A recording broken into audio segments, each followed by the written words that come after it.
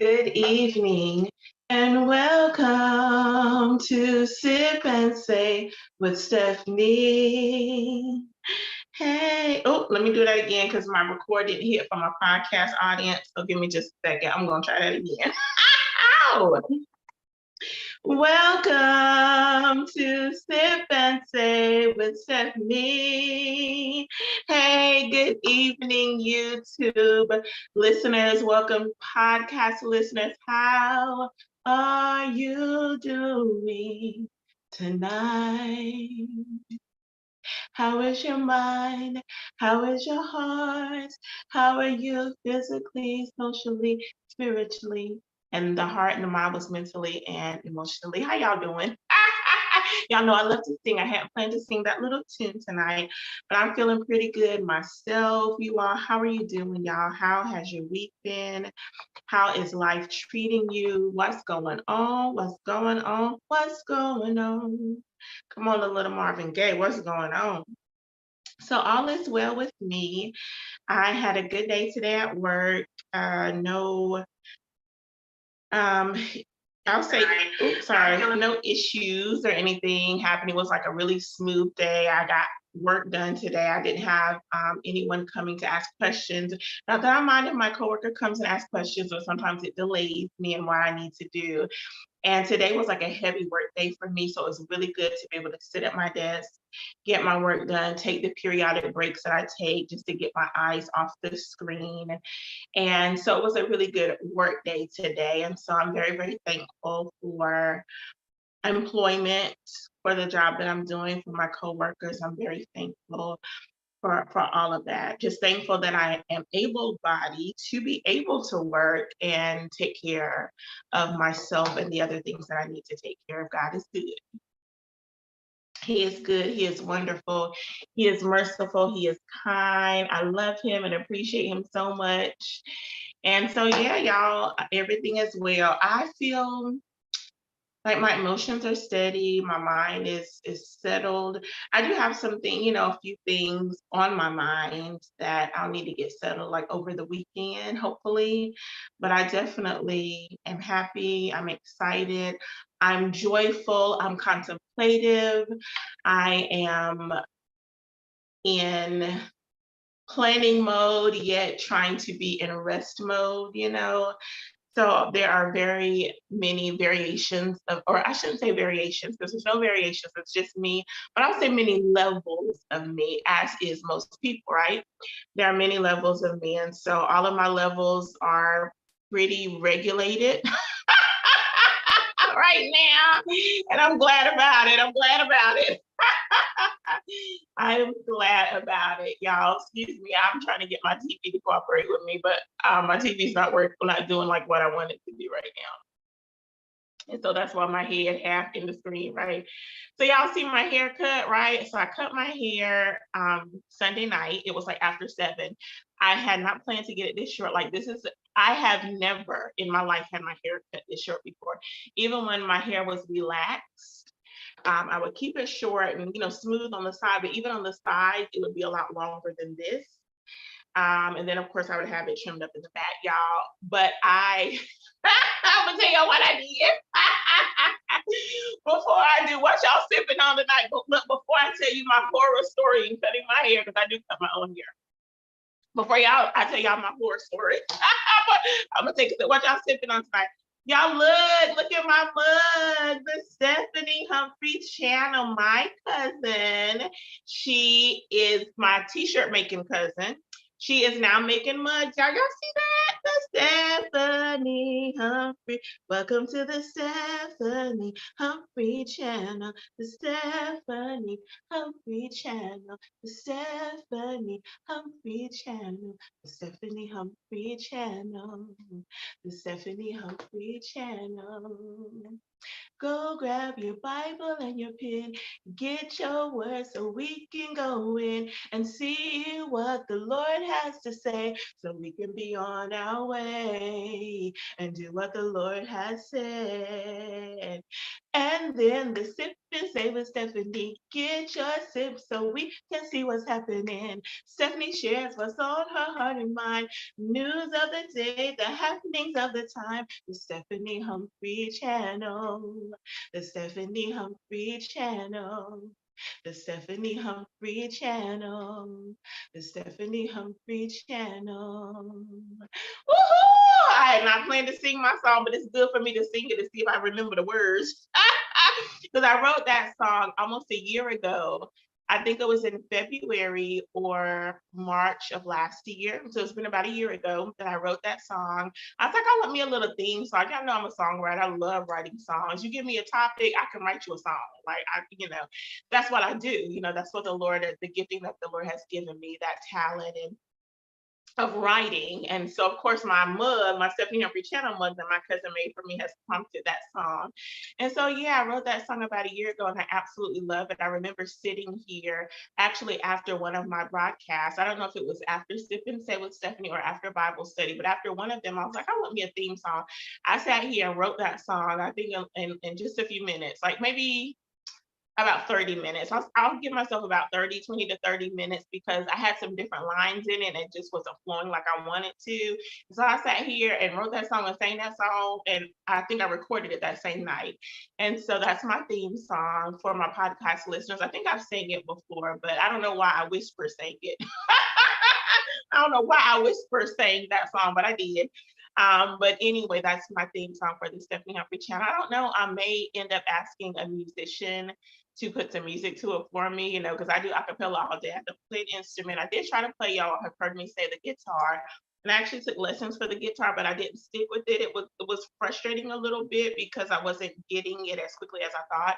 And so I didn't have as much patience as I should have had to learn the guitar because I eventually want to play the bass. Like I really wanted to get started. I started off with acoustic and I was like, I can work my way to the bass. And I have just, I would say over the last 6 months or so, I have been thinking about picking my guitar up again. I don't know if I would take lessons again or if I would try to like YouTube it and do some lessons online or virtually or something like that. I don't know, but I have seriously been thinking about picking up the guitar again. And I feel like I'm at a better place in my life, even, mentally, spiritually, emotionally healthier so that I could just have patience with myself and learn how to string the chords and, um, play a tune. I do remember when I was taking lessons, 10 years ago, maybe, I ended up playing a Christmas song for my family. I took my guitar home and I played, I don't know what song it was. I don't know what Christmas song. It was just a melody. I didn't have the chords. I didn't have the melody and the harmony. I just had the melody. So I played it and I sang it. I remember my little cousins and some of them, they were like, okay, they recognized, it was recognizable. It wasn't perfect, but it was recognizable. And so we sang a little bit of it. And I was so proud of myself for learning that Christmas song, y'all. I'm trying to tell you. But so maybe I'll pick it up again because, like I said, it's been on my mind. So we'll see. So anyway, I said all that to say I'm drinking water from my Stephanie Humphrey channel mug. I'm probably going to eventually sell these, but for right now, it's just for me and I'm sipping on my water. But trust and believe, I got my Starboard right beside me, my alcohol-free Starboard. So if I need to take a little sip of something stronger than my water, I got myself covered. So what y'all said, I started talking about my hair, right? And then I went to my sip. I said I was going to take a sip first. That's what it was. Y'all know I can't rely on my memory sometimes. But sometimes the Lord does bring things back to my remembrance. I'm sipping on some H2O tonight because I need it.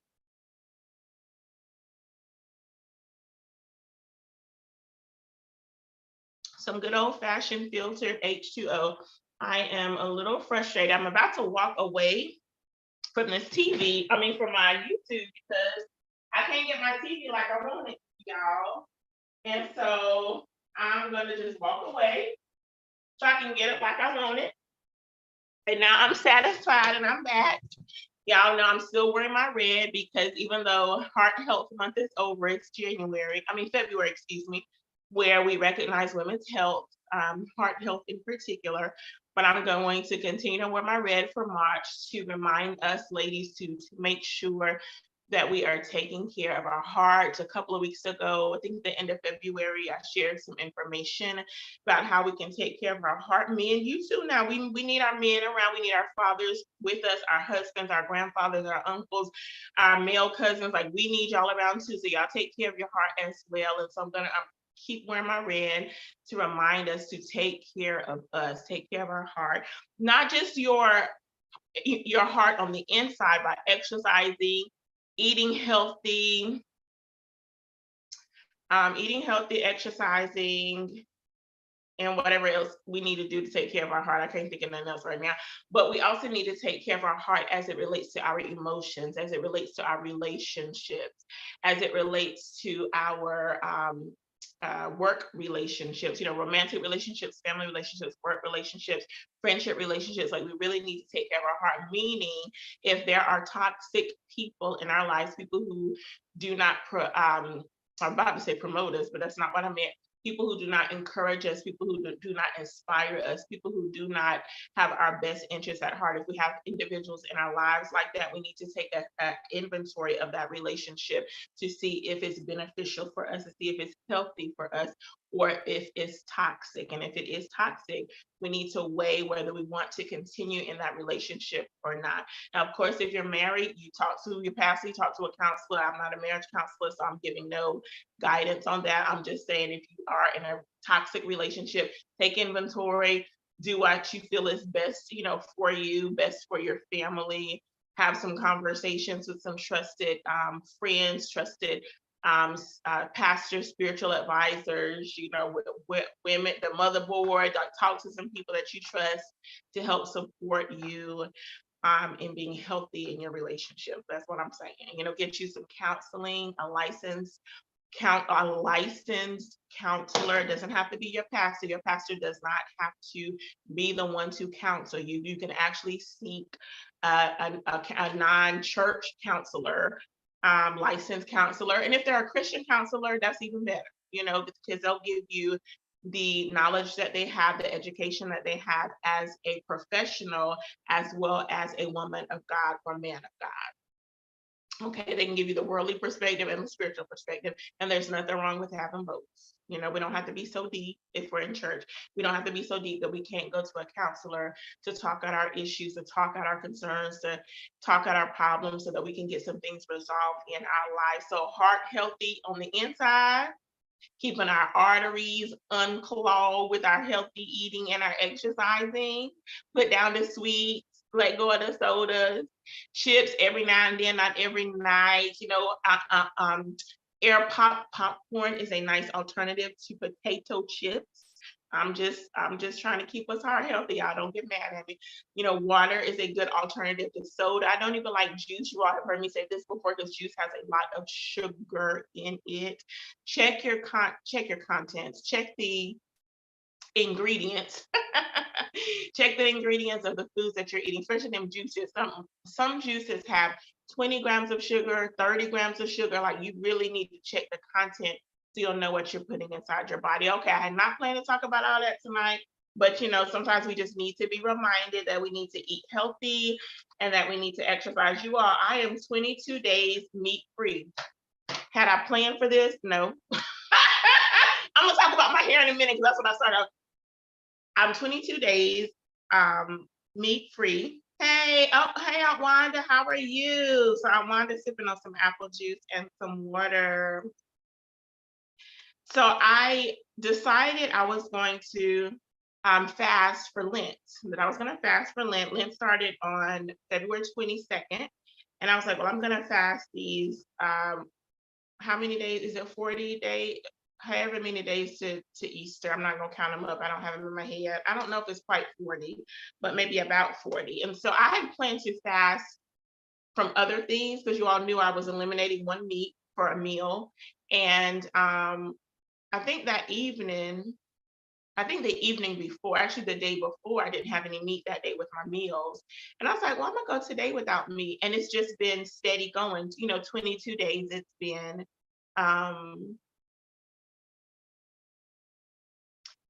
It hasn't been as hard as I thought it was gonna be because I have tried to eat without, like, I would do it over the summer.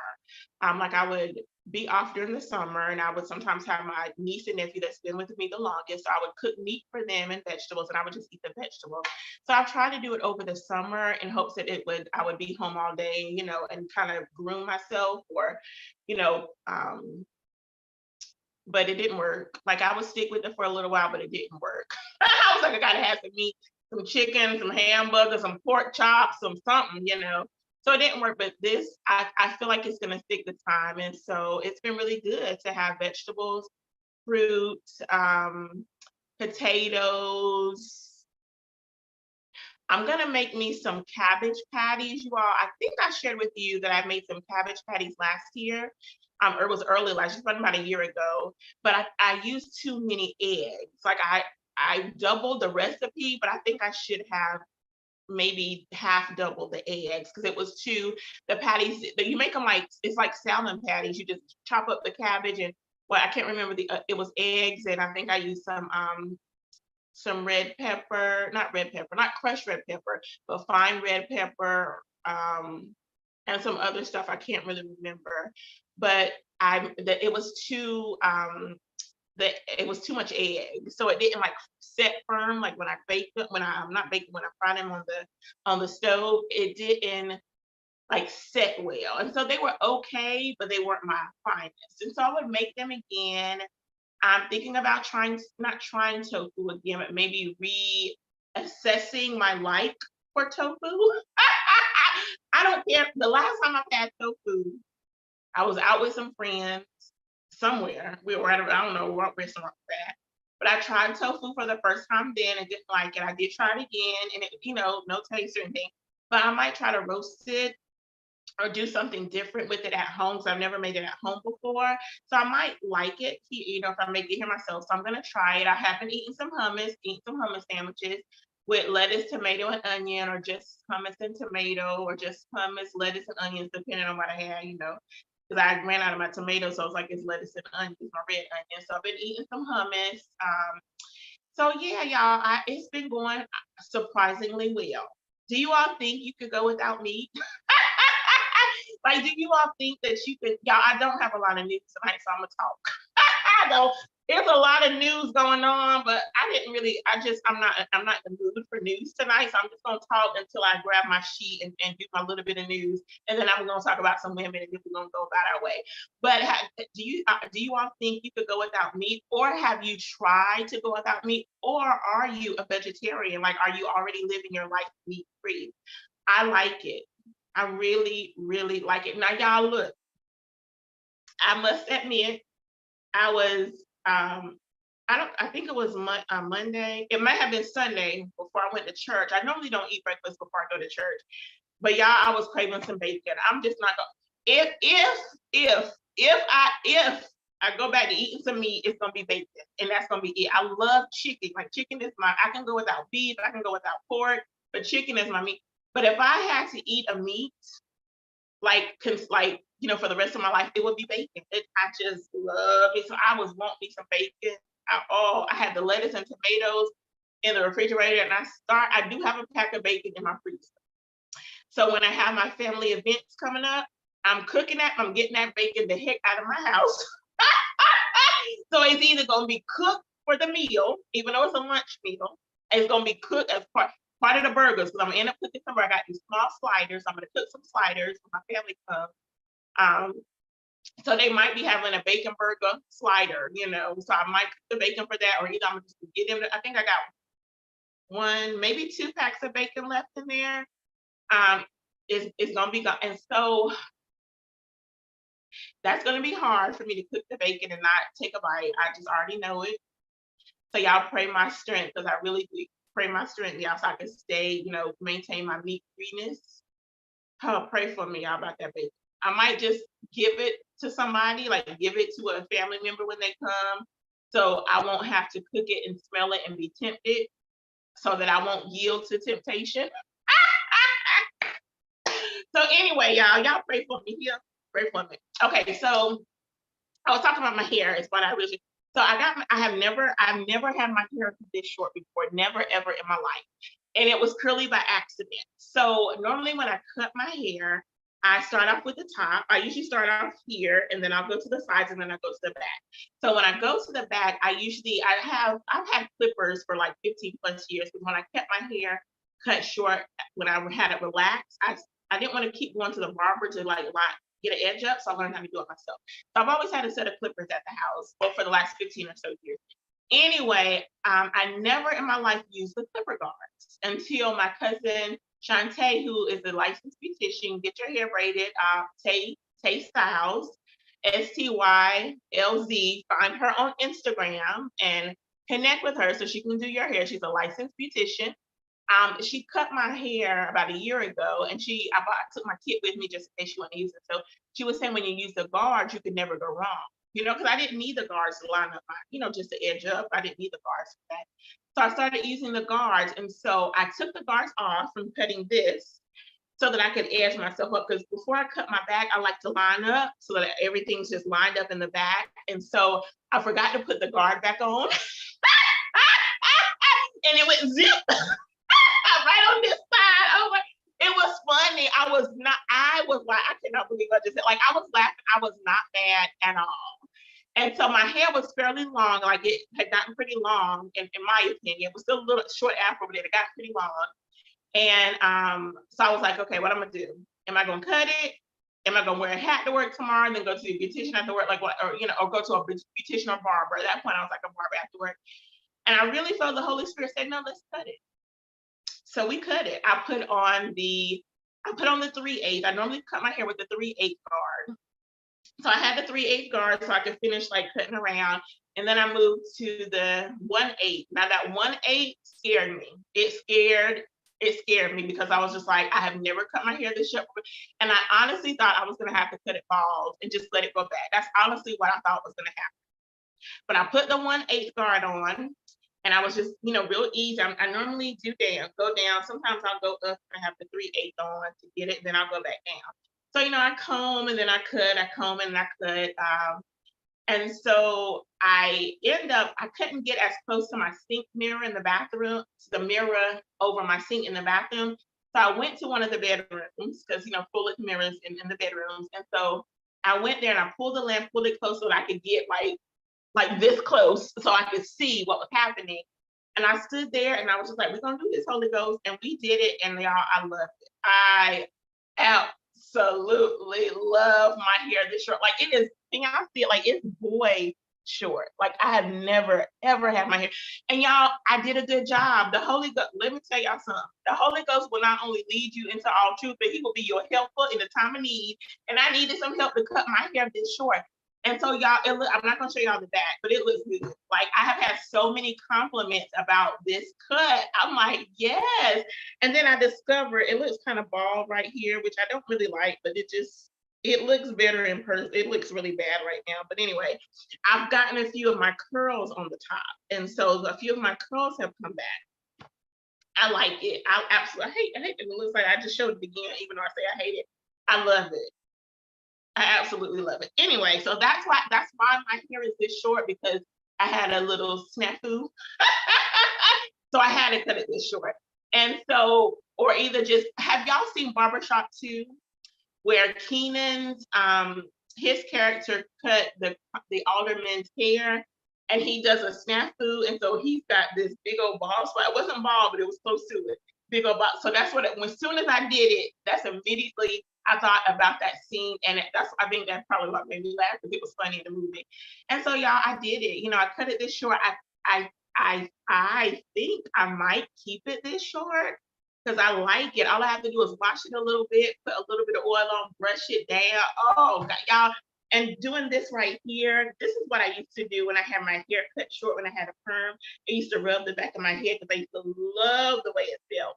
So after I cut my hair, started rubbing, I was like, yes, this is it. This is it right here. So anyway, I love it. I don't know if y'all like it or not. It's okay. I'm very, very comfortable and confident. So happy about this hairstyle. So it's like shorter than I had planned to, but it works. It works. So anyway, I'm gonna get into a little bit of news, but that's why my hair is short. If anybody was wondering, it was a snafu, but it actually worked out. The Bible says that all things work together for the good to those who love the Lord and those who are called according to His promises. This haircut, it worked out for my good. I know y'all probably be like, Stephanie, that's not what the Lord meant. Hey, that's how I'm taking it. I'm taking it for me. All right, I forgot to bring my glasses over. Oh, wait a minute. Yes, I did. I went over to my book bag to get them, but I forgot to bring them over. So I'm going to try to read this without my glasses. So you all, I wanted to share, like I said, I do not have a lot of news to share. Like we're probably going to be done by like 7:30. And so, yeah, so I thought this was coming from an educator perspective. I'm not a parent, as you all have heard me say, so you as a parent might listen to what I'm about to share and be like, wait, hold up, really? So as an educator, this one caused me to step back a second, but it happened in Minnesota. So I got this report on March 14th. So there is a Minnesota senator, state senator. His name is Senator Steve Jokoski. I'm hoping I'm pronouncing his name correctly. There was a bill that came to the floor to support children, to support feeding children. A bill came to the floor to support feeding, y'all hear what I said, feeding children. So to provide free breakfast and free lunch to children. This particular senator, Senator Steve Jokoski, Drazhowski,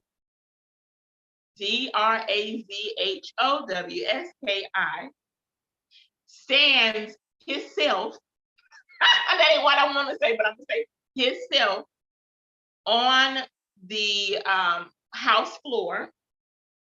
I say the House floor, but it's the Senate floor. And this is what he says, this is the quote. I have yet to meet a person in Minnesota that says they don't have access to enough food to eat. Now, I should say that hunger is a relative term. I had a cereal bar breakfast. Excuse me, let me try that again. Yeah, I had a cereal bar for breakfast. I guess I'm hungry now. Reading it is bad enough. If I would have been on the floor of the Senate, I am not familiar with Minnesota. I don't know anything about Minnesota except the degrees that I have came out of Minnesota, school in Minnesota. That's all I know about Minnesota. I don't know the population of Minnesota. I don't know the work status, the access to jobs and food supply. I don't know how many, food banks they may or may not. I just don't know. I did not do that research. But for the senator, this senator is 58 years old. And for him to say, I don't know if he's lived in Minnesota all his life, these are questions that you can answer for yourself by doing some research. I really didn't even think about this until right now I'm sharing it with you, and then I'm thinking about all these other things. So I don't know if he's been in Minnesota all of his life, but he said, I have yet to meet a person in Minnesota that says I don't have access to enough food to eat. And my thing is, he ain't been talking to many people. Or perhaps all the people that he's been talking to are in his friendship or family circle, and maybe they are around the same income bracket. But I promise you, Senator, if you go to some of the places in your state where the social economic status is like poverty or minimum wage, then I guarantee you will find probably hundreds if not thousands, of Minnesotans who will say, I don't have access to enough food because they're there. I promise, I don't know nothing about Minnesota, but I promise you they're there. I don't know a state, I don't know a city, I don't know a county that doesn't have some individuals, some citizens, some constituents that have full access all the time to food to eat, especially in these here economic times. Food is high as the cloud. Clearly, there are individuals in Minnesota that don't have access to enough food. So I felt bad and feel bad for the people in Minnesota who may have had to hear one of their state senators say this. Not only that, it makes me think that he is out of touch with the people, in the state that he's representing. It is possible that his constituency has an income, they're in the income bracket of what, 75,000, 7,500,000, maybe they are in a higher income bracket. And so in his circle, again, in his family, his friends, his community, he's actually a state senator. So he serves all of Minnesota is his community, what I'm talking about. But I'm thinking about pretty much where he lives, where he like goes to the grocery store, like in that particular specific community that he lives in, they may be all of the same income bracket. But as a state senator, you would want to know what's going on from the east to the west, the north and the south of your state. At least that's what I'm thinking. I've never been a legislator, but I'm thinking if I was, I would want to know what is going on with the people in my state. If I'm a state senator, a state representative, then I need to know what's going on in the east, north, the south, and the west, what's going on in the city, what's going on in the county, what's going on in the rural areas of my state. Okay, not to say he needs to know every single thing because he has staff and support, to help with that, I hope. But to make that kind of statement, it took me aback. It really did. He also went on to say, oh no, this wasn't him. He also went on to say about this particular bill. So let me share this with you. The Democratic Farmer Labor Senator Heather Gustafson, she is the one that introduced this bill, and she noted that there is roughly 1 in 6 children that are food insecure. Okay, so which means some children, they don't know where they're going to get their next meal. That's why lunch, school breakfast, and school lunch is very important to a lot of children, because sometimes that is the only meal that they get for that particular day. And I'm glad you've heard me talk about backpack buddies. Some churches and community organizations support the backpack buddies. It may be called something different in your county or in your state, but in North Carolina, in our school district, it is called the Backpack Buddy. So community organizations, I think there's some food that comes from the food bank. Our church I was a part of at that time, we supported Backpack Buddy. So you donate food to the school, and the school counselor, there's a form that you, I would say it's an application form. Nobody's denied. It's an application form just to make sure that the parents are giving their approval for us to send food home with them. So they do the application, we submit it to the counselor, at least at the school that I worked at. I'm assuming it works similarly in other counties and other states. So the counselor would, take note of who I wanted to be a part of the Backpack Buddy program, and she would bring around the bags of food so that we can distribute it to our children who are part of this program on Fridays, so that they could have food to eat over the weekend. I'm about to cry, but I'm not going to. And it was very important to some of my families to have that support for their children, because even if they may not have had food to eat, at least their children, had something to eat. And so, the Backpack Buddies program is so important for children to have healthy, nutritious meals to eat. Y'all, I don't know how you feel when you're hungry, but when I'm hungry, I can get irritated. I can get angry, I can get upset. So imagine how a child feels when their belly is hungry. They're unable to focus at school. Their behaviors may be displayed because they're hungry. And for some children, they don't know how to say, I'm hungry. They know something's wrong, but they may not be able to express, I'm hungry, or even, be able to articulate because of language barriers. And I'm not just talking about another country, I mean, another language, excuse me, but just not even being able to express in the English language that I'm hungry. And so they may act up. We were talking about this on my job, like end of last year, and it was one of our coordinators. She was saying when she was in the classroom, there was a little boy that acted up all the time and she couldn't figure out why. And so one of her mentor teachers asked her, she said, ask him if he's hungry. And they asked, are you hungry? He said, yes. And once they fed him, the behaviors, I don't know if they were fully eliminated, but the behaviors decreased significantly because he was acting out because he was hungry. And so they knew, to keep food and make sure that he was, he had food to eat. And that does happen with children. They will act out. They're not able to focus. They get irritated. They get angry when they're hungry.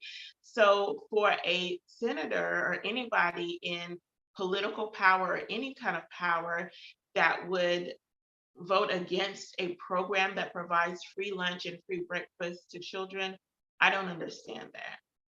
I don't.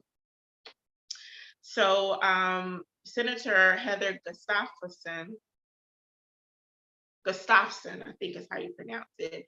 She said that there's about 18% of students who qualify, who would likely qualify. So based on the free and reduced lunch numbers in their state, she's thinking there's about 18% of students will likely qualify for the program based on the information that they already have about those who qualify for free and reduced lunch.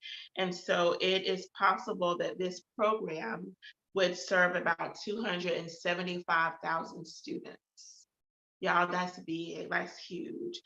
And so it would cost, she noted, $420 million over 2 years to provide this program for the children in Minnesota. And she noted, quote, I quote, or yeah, this is a quote from her, this is the right thing to do. So the measure passed, this particular measure passed at a vote of 38 to 26.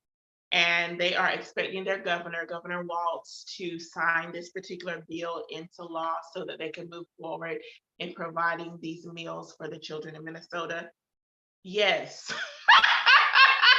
Yes. I don't know if you all have ever experienced a hungry child, but I have. I kept food in the classroom because of course, we provided breakfast for the children. They ate their breakfast, but sometimes breakfast ended around 7:45, 7:50 because we were early morning school at that particular time. Now, all of the elementary schools in my district are early morning, but sometimes by 9:30, 10 o'clock, we ate lunch about 11:30. No, it was about 11. About 11, yeah, I think it's about 11. We had lunch from like 11 to 11:30. And so sometimes around 9:30, sometimes 10 o'clock, the kids, there were certain kids that were hungry. So we kept food in our classroom to make sure that they had something to eat, y'all. Because if I see a child like there's not going to be any children hungry that I know about, not on my watch. I'm going to provide some food for them. And so I really appreciate this measure and this law that's hopefully will be signed into law, hopefully by now, because this happened earlier this week, so that these children can have something to eat. And so I do want to share this last piece with you that Senator Jazowski said. He called the bill, and I quote, pure socialism. He also shared, this is about the government dictating to kids what they're going to eat and how much they're going to eat. What do y'all think about that? Like providing free lunch and providing free breakfast is dictating what a child should eat and how much they should eat. I think that's interesting that he would say that. I feel like if you've never been hungry, you won't understand the impact that this bill will have on the families and children in Minnesota and in other states if there are bills like that, like this passed in other states. I've been hungry before, not as a child, as an adult. I always had meals as a child. Now, my grandparents and my mom, we had meals like breakfast, lunch, and dinner, and some snacks. Like I never, ever, ever, ever, ever went hungry as a child. But as a young adult, working as an instructional assistant and not making a lot of money, and I would say 90% of my income went to paying bills. So I lived off of hot dogs, light bread, and Roman noodles. That's what I lived off of. I'm surprised I stayed so small at that time, but that's what I lived off of. Sometimes I would get chips to have with the hot dogs. It just was what it was. But there were times where I was hungry. Like I would eat at school, like the kids. I would get something at school, like when I went to work, and sometimes it was either not much or nothing for me to have. It didn't happen often. It did not happen often, but I have had moments of life as a young adult where I know what it is to be hungry. And so as an adult, as a young adult. So I can imagine, how it feels for children. So I'm just glad I'm celebrating Minnesota and the senator who brought this bill up, Senator Heather Gustafson. Thank you for looking out for the children in Minnesota. I know that there's probably other programs like this happening in other states, but I love that. I absolutely love it. So I had to look up the definition of socialism because I did. I looked it up because I wanted to make sure that I fully understood what socialism means. So, looking at this definition, it says that socialism is a political and economic theory of social organization which advocates that the means of production, distribution, and exchange should be owned or regulated by the community as a whole. So, in other words, social service. Programs provided by social services meeting the needs of the community, in my opinion, in my thought process, that's what socialism is. And if that's the case, then okay, it's socialism. We're meeting the needs of the community. It's a political economic theory of social organization. Socialism, social services, supporting the community and whatever. If I pay my taxes, if I'm hungry, I should be able to get me an EBT card. I'm just saying, if I pay my taxes go to support social programs that support me, that support my communities, that supports families, that supports everybody in need. So if I'm paying my taxes, doggone it, I should be able to get me an EBT card so I can get me some healthy fruits and vegetables to take care of me, so I can have some healthy options by which to live. So yeah, I what y'all think about that? Like, what y'all think? Y'all let me know in the chat, in the comment section. Thank y'all for providing that for the children. So look, I told you all I was going to talk a little bit about Medicaid expansion, and I am, but in North Carolina, y'all, I live in North Carolina, so I'm going to talk about the expansion just a little bit, y'all. The Medicaid expansion here in North Carolina. We are we were one of 12 states. Now it's down to 11 states that had not expanded Medicaid. So I'm glad we finally did. Our legislators cannot reach an agreement, and they have, thankfully. But I feel like we should have, universal health care is a whole nother topic. It's a whole nother beast that I'm gonna have to do some research on so I can dig in deep to understand what that might mean if the United States was to have universal health care. And hopefully we will, but until we get there, I'm thankful for expanding Medicaid for those families who need that support. So let me tell you, if you live in one of these states, you already know that Medicaid has not been expanded. I already knew Medicaid had not been expanded in my state, even though I didn't know the details, because I did not research it out. So I did not know the details. It just is what it is. But Alabama, Florida, Georgia, Mississippi, I said them doggone southern states. Kansas, so we moving past the southern state, Kansas, South Carolina, southern, South Dakota, Tennessee, Texas, Wisconsin, and Wyoming. They are the remaining states. Now we can take out North Carolina. So there are 11 states that I just mentioned that have not expanded Medicaid. Hopefully they will. Maybe their legislators are still negotiating about it, because doggone it, ours was. They couldn't get their lives right to do this for the people of North Carolina, but thankfully they have. And so the Senate passed, let me see where I wrote down the notes. Yeah, so it passed the Senate 44-2. And it already passed the House, and so we're just waiting for, like, was it the budget? Yeah.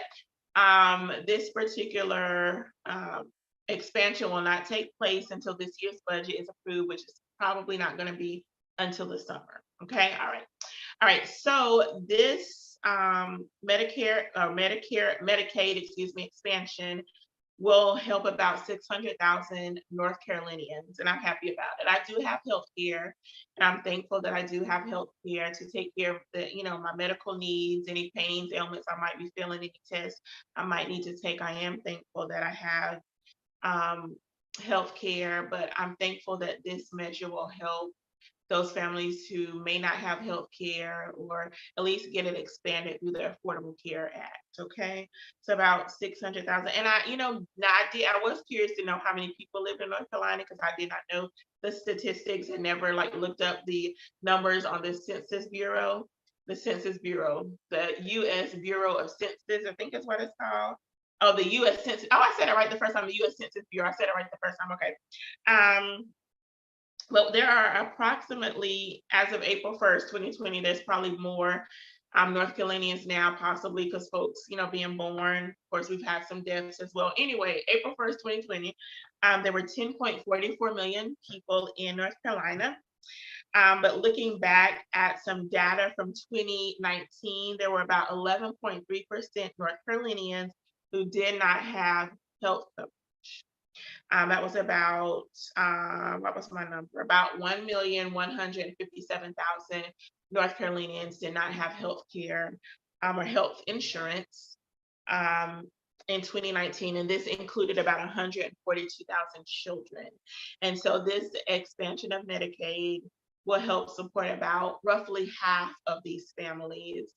And I don't know what we're going to do to support the other half, but at least half of them may be able to benefit from this Medicaid expansion. I'm glad about it, because I don't mind my tax dollars going to support families who may not be able to afford health care. I do not mind that, not one bit, because God has blessed me. I'm fortunate enough now, because y'all have heard a little bit of my testimony. I wasn't always here, where I am pretty secure financially right now, but I wasn't always at this place. And so I do not mind my taxes going to help people in my community, because I have been an hourly wage individual. I've worked for minimum wage. Like, I know how that is. I know that struggle, and I know that struggle well. So I'm thankful that our taxes are going to help. Well, actually, our taxes do go to help through federal programs. We'll get to it in a minute, but I'm glad that my taxes will go to help those who might still be hourly wage employees, who may not be able to afford health care for themselves and for their family. Like, y'all, it's rough. Y'all have heard me talk about this, I think even a couple of weeks ago. I have been without health care. I know what it's like not to want to go to the doctor, because I don't know what that bill is going to be looking like. I know what that means. I know how that feels, to have pains, to have ailments, and know something is wrong with you, but you can't afford to go to the doctor to find out why. I know what it's like. So I don't mind helping those who might still be there right now. And prayerfully, they will, keep moving forward and be able to get to a point where they can have, adequate health care to take care of themselves and their families. Like I said, I know my journey. And so I know it's possible for others to keep moving forward and get to a place of security for themselves and for their family. All right. All right, y'all. So I just want it to be known that the federal government, through our tax dollars, y'all, we was talking about, anyway, the federal government does pay the majority of the cost of this expansion, y'all. So these are your tax dollars, because y'all know we pay our state taxes, we pay our federal taxes. So these are federal taxes that's being circulated right on back down in North Carolina. The other what, 50, so we got 48, so 38. So the other 38 states have already been accessing that federal money coming down through Medicaid expansion. So now North Carolinians will be able to access that as well. All right, so let's see. I do have a few quotes here that I'm not going to read, but yeah, I just wanted to let us know that who live in North Carolina. And for those of you who live in a state with Medicaid expansion, how's it working for y'all? Are you benefiting from it? Is your family benefiting from it? Like, what's going on, y'all? Hit me up in the comment section or in the chat section and in the comments if you're listening to the rebroadcast. So the Department of Health and Human Services estimated that we'll get about $80 billion annually, along with another $1.8 billion to support families with public, or to support North Carolinians with behavioral health, with public safety support, with rural healthcare and other needs. So yeah, y'all, I'm looking forward to it. I'm looking forward to getting to families having access to healthcare, and then have an expansion to their possibly expansion to their existing healthcare or Medicaid, healthcare, Medicaid specifically. So I wanted to give you a little bit of information that this particular bill, it is House Bill 76. I got it right in front of me. House Bill 76, titled Access to Healthcare Options. You can find this information on the North Carolina General Assembly website. So it just gives an overview about and I'm not going to read all of this because it's a 4-page document that I printed off. Just gives, like I said, an overview. The actual bill was, of course, a little bit longer. It was, I didn't print it off, but this expansion provides Medicaid coverage through North Carolina HealthWorks to adults ages 18 to 64 with incomes up to 133% of the federal poverty level. And so I don't know if this is a standard percentage for all states, like if it's set by the federal government or if it was set by our state. That part I don't know, I didn't do any research. So I'll be curious to know how this compares to other Medicaid expansion. I'm pretty sure it's about similar. But it also provides an increased Medicaid reimbursements to hospitals through the Healthcare Access and Stabilization Program. This particular program receives federal approval. And it's I don't know if it's an organization or an entity, but they help provide the federal dollars that are gifted back to the hospitals in order to support inpatient services. Okay, so it's money that we get back from the federal government to support inpatient services.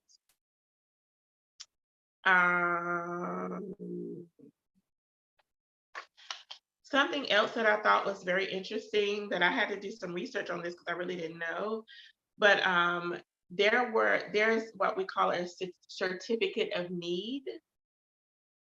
So I'm learning as I'm researching. So the certificate of need, it is a legal document required before proposed acquisitions, expansions, or creations of healthcare facilities are allowed. So this certificate or this legal document must be, or your expansions, your acquisitions, your creations of healthcare facilities must be approved through this certificate of need. So from what I understand, that the need to have this expansion or the need to create additional healthcare facilities need to be outlined in order for it to go through the approval process. And once it does, then the funds can be released or allocated for that particular facility, for that expansion, or for whatever the certificate of need details. And so it is issued by a federal or state regulatory agency with the authority over a particular area to affirm the plan. Okay, and that plan again must indicate that a need, or that need is needed. I was trying to say it without saying need twice, but you must outline that this equipment, this expansion is needed for the community. Okay, we understand that. So a certificate of need. So the Medicaid expansion, it helps to remove some of the certificate of need review. Okay, so I feel like, if my understanding is correct, it makes it just a little easier for us to, or for healthcare facilities to be expanded or to be built to service the needs of the community. Okay, let me give you a few highlights. Okay, this will support there being psychiatric beds and facilities to support those who need those services. chemical dependency treatment beds and facility for those who need those services, the replacement equipment up to $3 million. So you can get your you can replace equipment up to $3 million with a little bit less, I guess I would say, of the red tape with a certificate of need. Also, it will support early and periodic screening, diagnosis, and treatment services to children under 21 at home health agencies in compliance with federal laws.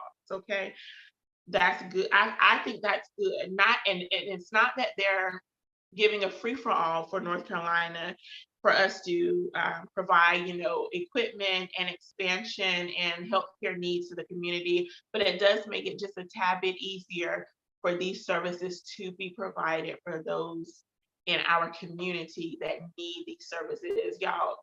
Y'all, we all know, if we didn't know it before, we know the pandemic highlighted a lot of mental health care needs in our community, in our families, with our friends, maybe even with us. It really highlighted the need to have more support in the mental health care field. And so I appreciate that Medicaid expansion will help to alleviate some of the, I'm going to say, the red tape that would be needed to provide some of the services and equipment to support people in North Carolina, to support my fellow North Carolinians. All right. All right. So there's a few other things. Like I said, I didn't want to share everything, but you can go, again, it's House Bill 76. You can go and read this for yourselves. I'm actually not, because I'm really curious to know, like, what does the Medicaid expansion look like in California or Texas, whose population is significantly higher than the, what did I say, 44 million? I'm sorry, not 44 million, but 10.44 million individuals that live in North Carolina. Like, I'm wondering, because they have more people, is there like is their Medicaid expansion like greater than what we have in North Carolina, or is it about the same? I'm just kind of curious to know. And I'm hoping, again, I hope that Alabama and Florida and Georgia, Kansas and Mississippi and South Carolina and South Dakota, Tennessee, Texas, Wisconsin, and Wyoming, hopefully their legislators are talking about expanding Medicare and their Medicaid, excuse me, in their state to support their citizens, y'all. I was almost passed out to know that the House and the Senate in North Carolina reached an agreement. I almost hit the floor, but I'm glad about it. So for those of you who don't live in North Carolina, you just got a little tidbit about what's going on. But again, your state may already be experiencing this wonderful expansion to Medicaid. And like I said, maybe we can eventually get to universal health care. I'll have to do some research about the benefits and the benefits and not benefits of universal health care. I'm thankful that I do have health care, but it being tied to my job can, be problematic when it's time for me to, to move on to higher heights and deeper depths. But anyway, that's a whole nother story. Okay. I did have this bit of information that I wanted to share with you, that it has been noted in a study that Medicaid expansion was associated with nearly 12 fewer deaths per 100,000 adults each year in expansion states. That may not seem like a lot, but 12 fewer deaths, I'll take it. I will take it. I'll take it. It also talked about Medicaid expansion being able to support individuals with preventative care. Those who the Medicaid expansion will more likely be able to catch diseases, treat diseases like cancer, heart disease earlier than like stage 4 or heart disease so bad that your arteries are already, that plaque is already built up so strongly that, you may have to have an operation. And it will also help those communities, those families, those individuals that will likely skip medications because they just can't afford it. Y'all, this Medicaid expansion, I believe, will just benefit families all the way around, because like I said it a few minutes ago, I was nervous to go to the doctor because when I went through a period without having health care because I didn't want that bill. So anyway, y'all, I'm glad about it. I'm gonna let that go. Y'all, I'm not gonna do this one because I didn't have time to really look through it, but House Bill, there is a House Bill in Florida. It's House Bill 999. I got it right here. I got the whole thing right, like this many pages. I got it right here in front of me. I'm gonna present this next Thursday if the Lord blesses me to live to see it. Not all of it, because it was actually 24 pages. I'm gonna look through it because there are some alarming, I just read a few highlights, and there are some alarming things in this particular bill that I want us to talk about. If you get a chance between now and next Thursday, read it. It's House Bill 99, Florida, House Bill 99. It specifically gives some guidelines for colleges and universities, post-secondary, post-secondary education. I don't know why I'm stuffy all of a sudden. I think because my feet are cold. I forgot to put my socks on, so my feet are cold right now. Anyway, that's too much information, right? So anyway, I'm gonna get to House Bill 999 next week because y'all, it's and the reason, because you may think, well, why am I concerned about what's happening in Florida? Well, sometimes what happens in one state can trickle down or trickle up or trickle sideways to other states. And so we need y'all, Governor DeSantis, I don't know. I don't know.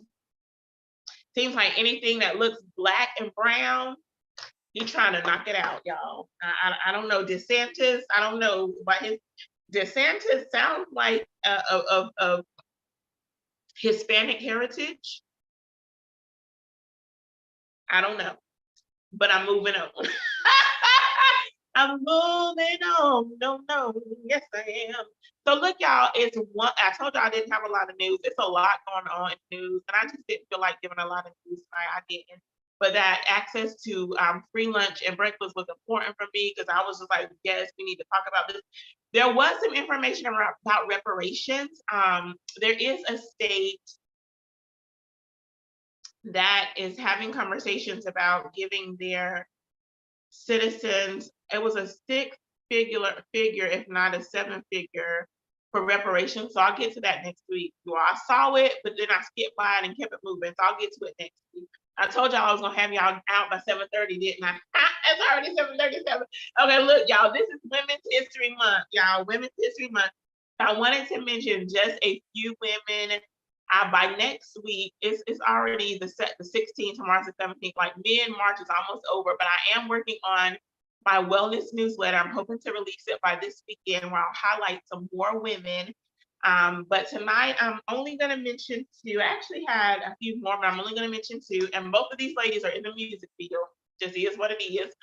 But have you all ever heard of Miss Elizabeth Cotten? I had not. She is considered to be a master of American folk music. Let me take a drink.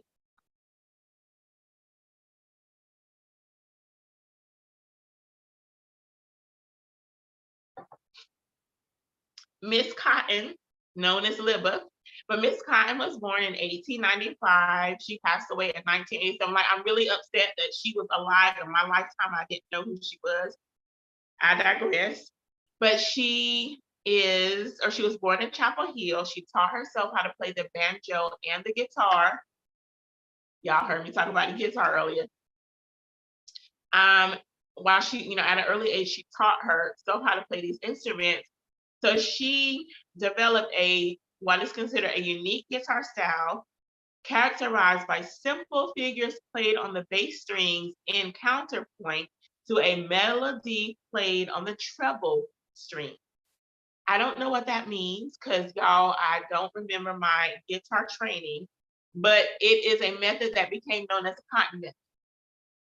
It was a unique style, all her own, and it became known as the Cotten method.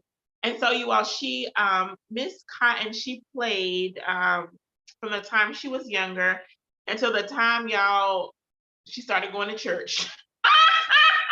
The church people.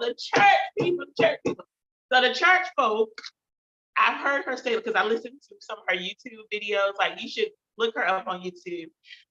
There's some videos of her singing and playing, mostly playing, but she mentioned she was a Baptist, and they discouraged her from playing what they thought was like worldly music And so she put her guitar down, y'all, for a little while. Doggone it. I ain't gonna talk about the church people because I'm a church people, which I can talk about this if I want to, but I'm not going to tonight right at this moment. But I'm just saying that's what they said. It was worldly guitar music, and they discouraged her from playing. So now by this time, Miss Cotten had gotten married. I think she had her. Let me see. Yep, she had her daughter Lily. She had her daughter, and so they did, spend a lot of time in church, and so she was discouraged from playing the music, and so she obliged them. But her story didn't stop there. It didn't stop there. So she connected with the Seeger family. So the Seeger family was a well-known musical family. They were famous for folk singing. And so one of their daughters got lost, I guess, just in the vicinity. And so Miss Elizabeth took connected the little girl back to her mom. It happened to be the mom of the Seeger family. And so she began to work for them, and they had a guitar there. They're a musical family that they got instruments in the house. So she played one of the guitars. And the mom, what was the mom's name? Miss Ruth Seeger, Crawford Seeger. She heard Miss Elizabeth playing, and she was like floored at her playing. And so her husband, Mike Seeger, he began to record some of Miss Elizabeth's, like her earlier writings, like her earlier music. And because he made her, music popular, she began playing for political figures, including John F. Kennedy, President John F. Kennedy. I think he was a senator. I don't know what he was at that time, but she played for him. She played in their homes, like did small concerts in their home. And some of her work, she actually recorded her first album when she was 62 years old, y'all. You are never too old to fulfill your dreams. Let me say it again. You are never too old to fulfill your dreams. I'm gonna say it one more time. You are never too old to fulfill your dreams. Miss Elizabeth Libby Cotten recorded her first album at 62 years old. It was entitled The Elizabeth Cotten Negro Folk Songs and Tunes. Yes, Miss Elizabeth, yes. And so she went on to record 12 albums. Wait a minute. I'm sorry, that's not right. Wait a minute. Okay, I don't know how many albums she went on to record. Let me see if it's on my second sheet.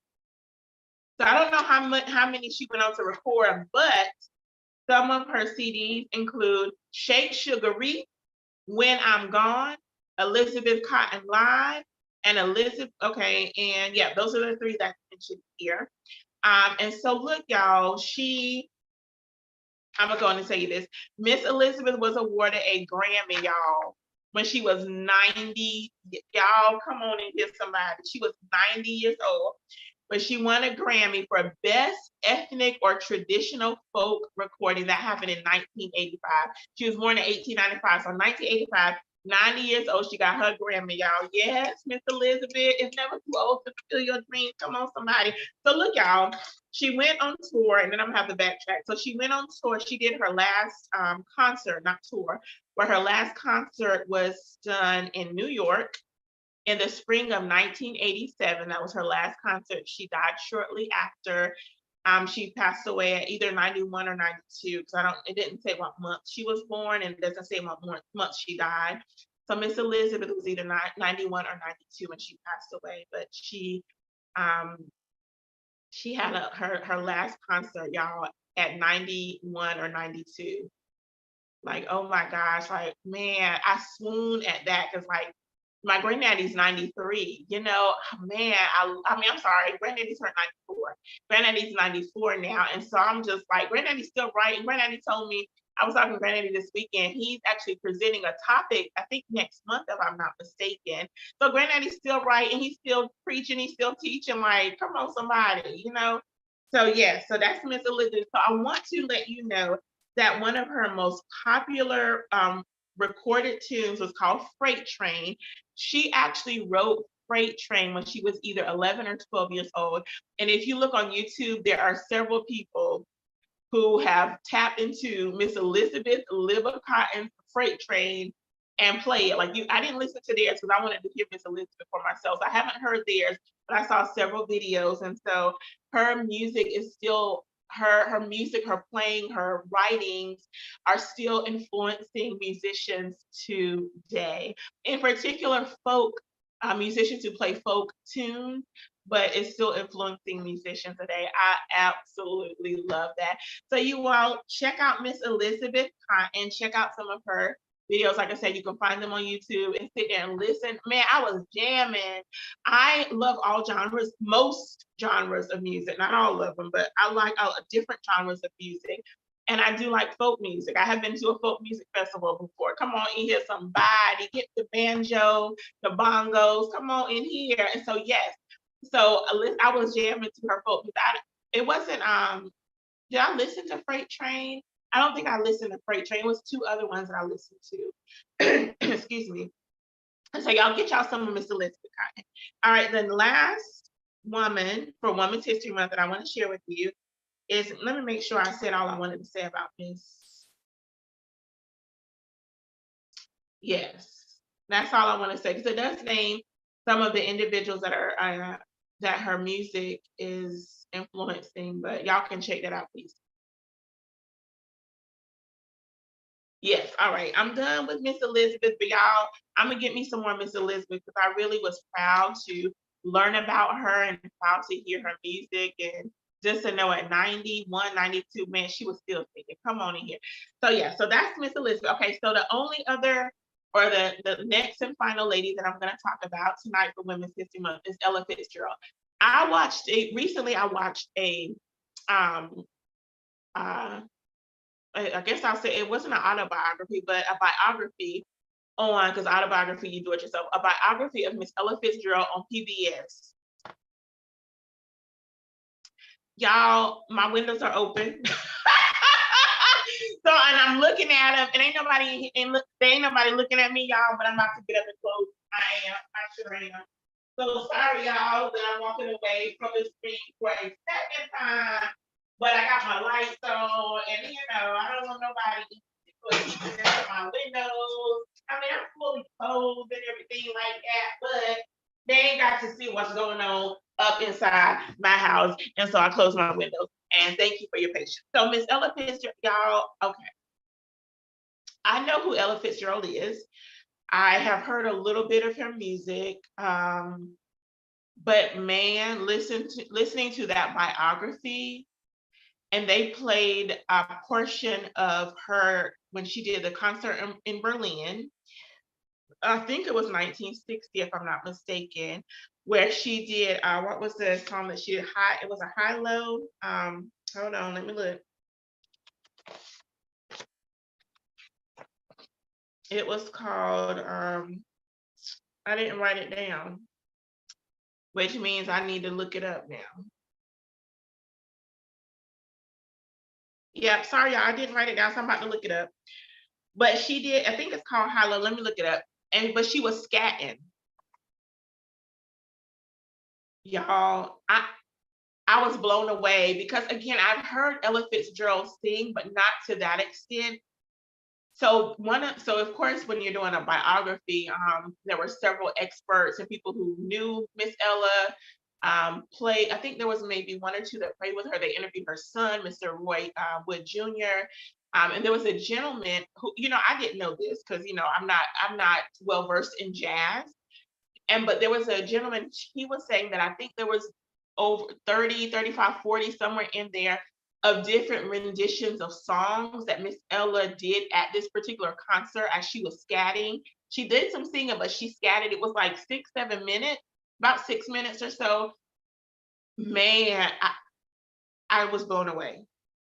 So if you don't know what scatting is, and I'm gonna find I got the definition for you. I know what scatting is, but I did not know how to explain it, and I need to be able to explain it right. So scat singing is a vocal technique in which sounds are produced by singing without using actual words. So you can make like instruments with your music, or sound like instruments with your musical voice, with your own voice. You can make your voice, let me say it correctly, you can make your voice sound like instruments in scatting. She was a queen of scat. And so look, let me see if I can find, because I want y'all to look it up. for yourself. So let me see, Miss Ella Fitzgerald. Y'all, her life story, it blew me away. Her singing absolutely blew me away. I mean, and so I can't even get my life together just thinking about this documentary. That's what I wanted to say. I didn't want to say biography or autobiography. I wanted to say documentary. There was a documentary on PBS about Ella Fitzgerald, and doggone it, it blew me away. I didn't realize that Miss Ella Fitzgerald, I must call her Lady Ella Fitzgerald, she sang up until the time, like she was well in her, I think, 80s. I think she was in her 80s, if I'm remembering from the documentary. Singing, because that's what she loved to do. She loved to sing. And so y'all know she did a tisket, a tasket, a yellow basket. Was it a blue or a green and yellow basket? Hold on, I'm gonna try to find this when she did the scat, because I want y'all to look it up.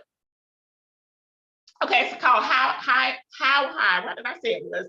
How High. I'm gonna listen to the rebroadcast and see what I said it was initially. How High the Moon, and then the scattered. Y'all, it's ridiculous. Like I mean, it blew me away. Like it blew me, and I'm not musically inclined. I'm not. I love to sing. I can sing. I can definitely write you some songs. And so I don't consider myself like an educator of music. I don't know music theory. I didn't take any classes, but y'all, just knowing what I know about tune and harmony and melody, y'all, Miss Ella, I know we talk about Mahalia Jackson, and we talk about Aretha Franklin, and we talk about who else, you know, Patti LaBelle, but that, y'all, that Ella Fitzgerald, oh my God, like she's becoming my new favorite, like, singer. She was I'm gonna say she was a vocal genius. Like her range, her pitch, just ridiculous. And I don't even know how the musicians that play with her, I guess, you know, once you get familiar with the singer, you learn their style and you get to know what they're going to do and be able to predict, you know. When they first started playing with her, I don't know how they kept up with her, because she was all over the place in a good way. Like, oh, y'all gotta listen to it. It's called How High the Moon. I digress, because like I am swooning over Miss Ella Fitzgerald right now. Okay, so look, it's about 8 o'clock, so let me hit this quick. See if I can give you some information about Miss Ella. If you can watch the documentary, like get the documentary. I don't have any of her albums, but I need to go look. I'm gonna do. She got to have her albums have to still be available, so I'm gonna have to do some searching and see, because I might get me some LPs and put them on the turntable, so I can have some Miss Ella Fitzgerald permeating the atmosphere of my home. So anyway, y'all, she performed. I do want to share this a little bit with you. In 1934, Miss Ella was pulled in a weekly drawing at the Apollo. She won the opportunity to compete. She actually was going to dance, but there was a dance group that came on before her called the Edwards Sisters, and they worked it out. And she was like, I am not dancing after them doggone Edwards Sisters. She didn't say that. That's just my paraphrase, but she was like, no, I'm not doing that. So she got on stage and she decided, well, I'm gonna sing. Now this is Apollo, so you know they already booed her. because she hadn't started singing. Let's get that clear. Not because she had not yet started. She's standing on the stage, not quite sure what she was going to do. So they already booing her, because they were like, what you up here? You gonna tell us a joke? You gonna sing? You gonna, like, what's going on? So she started singing. How old was Miss Ella? It don't say. This was 34, and she was born in Miss Ella Fitzgerald was born in April 25th, 1917. I'm not about to do the math. Y'all do the math. From 1917 to 34. I'm not even gonna do that math right now. 17, I am gonna do it. 17, 27, 37. So she was 17. She was 17. Y'all don't laugh at me about my math, because she was. So she starts singing, y'all. And you know what? They was like, encore. We need an encore. They were not ready to let Miss Ella Fitzgerald go because her voice was just that commanding. She quieted that booing crowd down, and they was like, encore, encore. Y'all. Okay, so anyway, so she sang with the I don't even know, y'all. I don't even know. I don't, I'm just blown away by her singing. So anyway, y'all do y'all own research on Ella Fitzgerald. Like, I got it right here. I do got it right here. What can I say? She joined the Chick band. The Chick, what was Chick's name? And they talked about him in the documentary. His name was Chick. And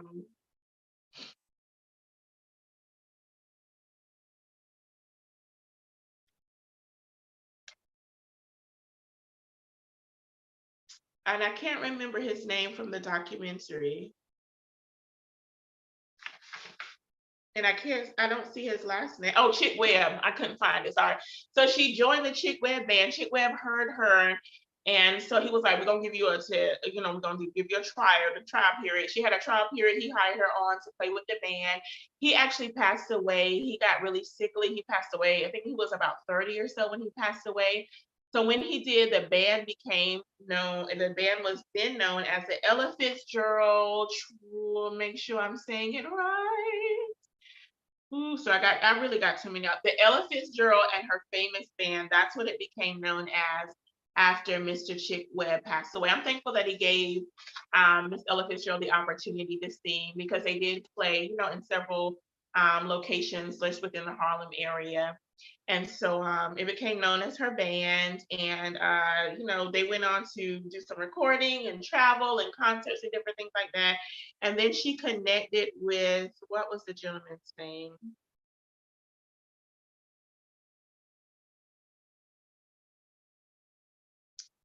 She connected with, thank you, Lord. Norman, I got so much information I'm trying to sift through. I didn't highlight it, didn't have time to highlight it. But she connected with Norman Grant.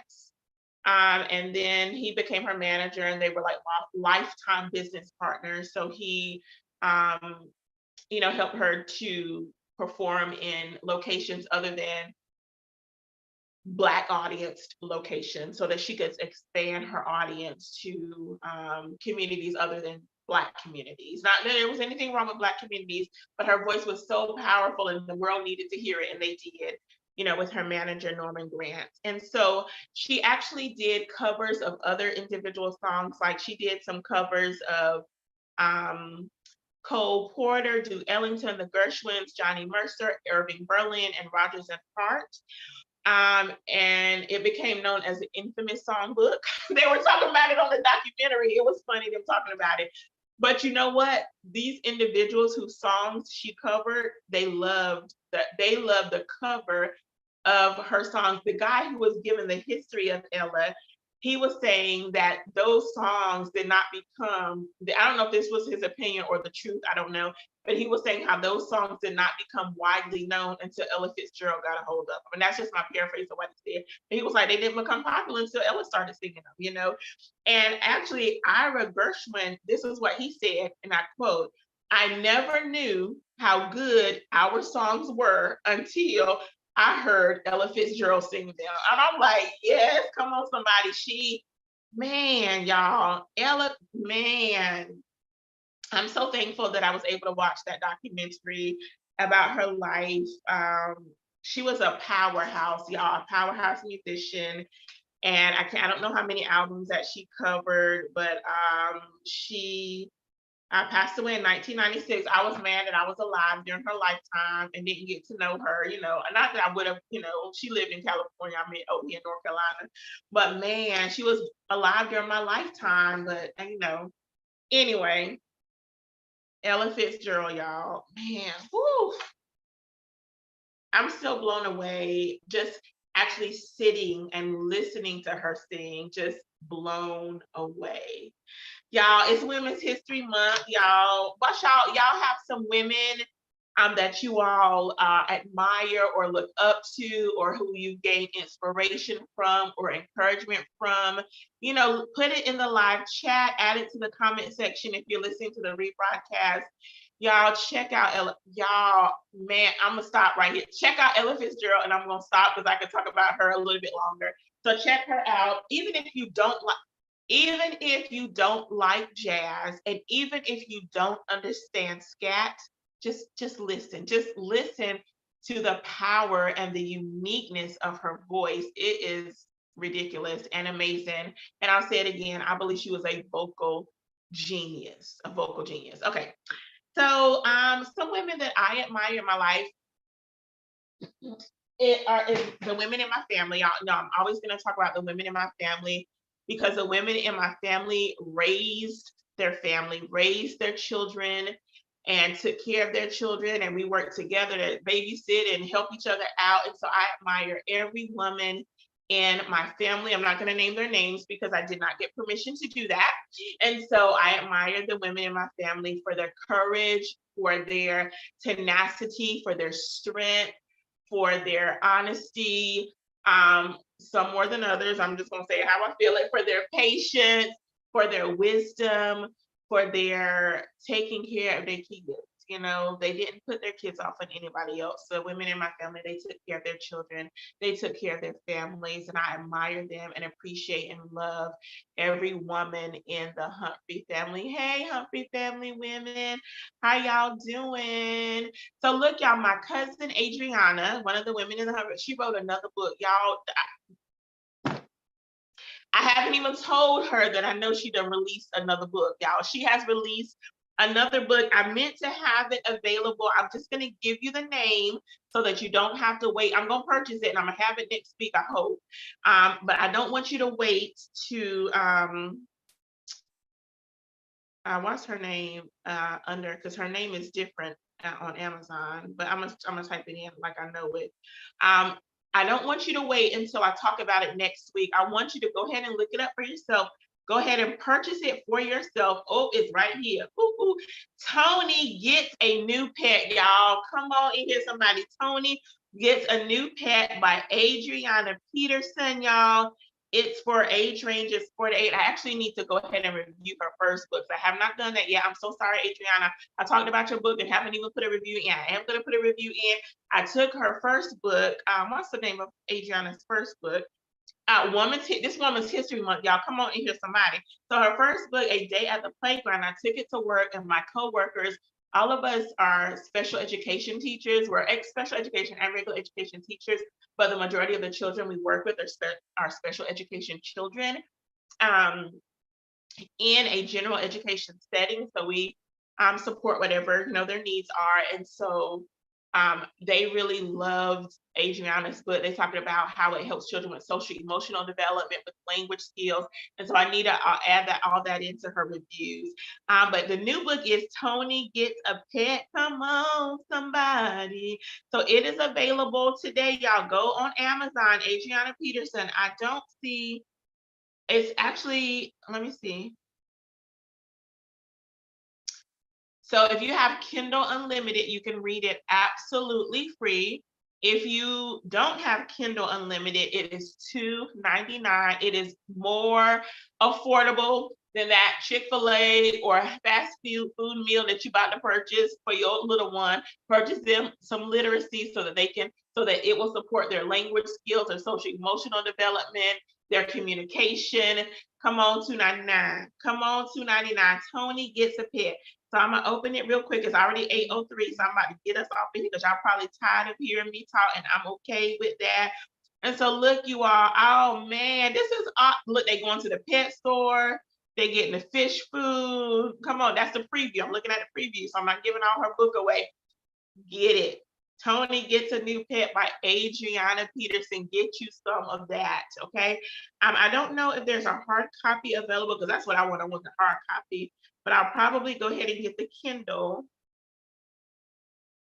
And I'll ask Adriana if she's going to release the hard copy, which I'm pretty sure she will. Okay, y'all, I am absolutely done for tonight. Look, y'all, the virtual lifestyle series continues. On April 13th, our Deaconess Tasha Owens will teach us about money matters. Be smart about it. On April 2nd through the 8th, we will have our 7 days to Easter. It is at 7 p.m. nightly service. I will be bringing forth the word. It was not my intent, but I'll be obedient. I'll bring forth the word on the Last Supper, the prayer, the betrayal, the denial, the counsel, and the trial, the crucifixion, the resurrection. You can find more information on my website at befreeministriesnc.org, befreeministriesnc.org. Click on the 2023 tab for the virtual lifestyle series, and click on the 2023 events tab for the rest of the events that we are having throughout the year. You all, I did not bring my books over, but the book of the month is A New Kind of Family. It is Determined Publishing is celebrating 15 years in business. So the book of the month, we are celebrating every month this year by offering one book 40% off during that particular month. A New Kind of Family is the story of Carrie and Mark. Carrie has experienced some just life-shattering news, and so she travels to New York to get some support. She meets Mark. While she is there, she has her niece with her. Her niece's name is, I can't think, Anna. Thank you, Lord. The Holy Ghost bring all things back down. Remember, it's not just spiritual things, but the things I need to know and remember. The niece is Anna, and so Anna is there with Carrie as they travel to New York, and they meet Mark, and then an adventure. They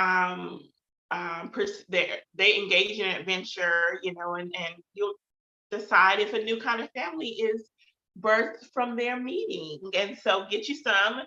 It's 40% off, like I said. So $6, it's a $6 book, normally $10. Go ahead and order it today so that you can engage yourself with, dive into the story of Carrie and Mark. I'm really done, y'all. I haven't talked enough.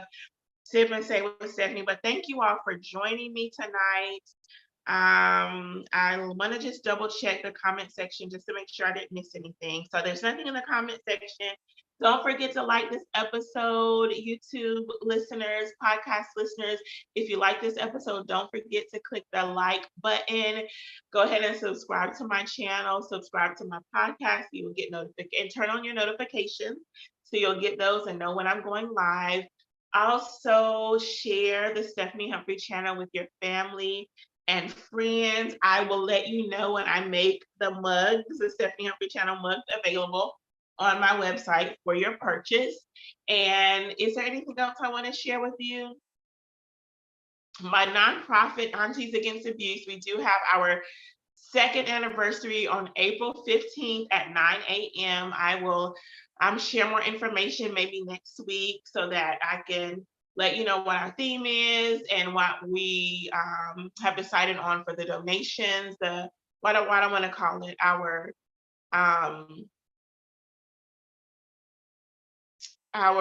how much we want to donate or how much we want to raise, the money that we need to raise or we want to raise for our anniversary. I'll be able to give you all those details. I'll go ahead and do it probably next week, if not the first Thursday in April. Okay. All right, y'all. I'm done for real. Thank you again for joining me. Look, y'all have a blessed, peaceful, restful sleep tonight. Enjoy your weekend. Enjoy next week. There might be some parades going on for St. Patrick's Day. I know we have one close in my area. So if there's a parade going on and it's a beautiful day, like get out and celebrate. It's supposed to rain Saturday in my area, so I don't know if the parade is still going on. But if you can get outside, if it's nice, if it's beautiful in your area, get outside, get you some fresh air. You and your family go to the park, take a walk in the neighborhood, get you some exercise, eat healthy, and take care of you. All right, y'all. Be